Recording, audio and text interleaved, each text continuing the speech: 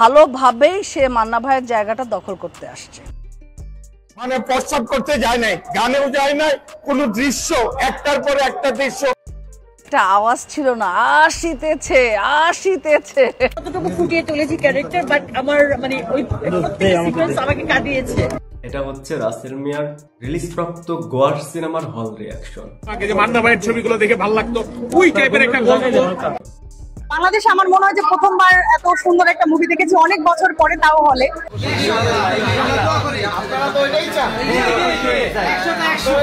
এখানে যারা রয়েছে তাদেরকে সাধারণ দর্শক ভাববেন না ভাই। এখানে film director, lead actor, actress, এরপর প্রডিউসার and relatives, ফুপা ফুপি, খালা খালু, মামা মামি, দাদা দাদি, এরাই দর্শক। আর হলে দেখার পরে কান্না চলে আসছিল তার অভিনয়টা দেখে। তাহলে রাসেল মিয়া হকারগিরি করতেছে, আই মিন চিপস দিচ্ছে ব্রেক টাইমে।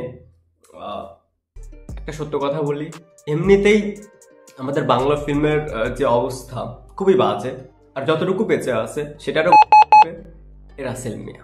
এবার আবার দেখি অনেকে বলতেছে ওনার মাঝে মান্নাকে দেখা যাচ্ছে, মান্নাকে খুঁজে পাচ্ছে। ভাই এরা আসলে খাইটা কি? আই থিঙ্ক এরা যে নেশাটা করে সেটা খুবই সস্তা, সেটা যেগুলো ফুটপাতে অ্যাভেলেবল সেই নেশাই করে। যদি ব্র্যান্ড হতো তাহলে এরকম সস্তা চিন্তা ভাবনা আসতো না।